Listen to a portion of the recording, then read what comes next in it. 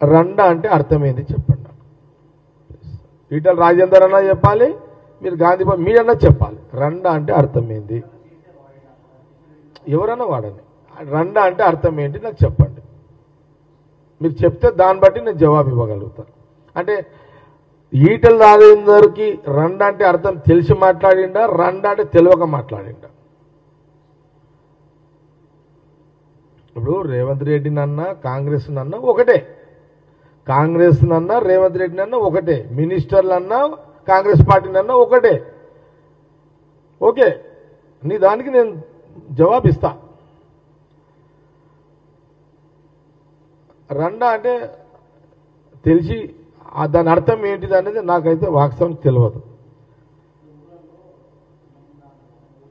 రండా అంటే ఎవరిని?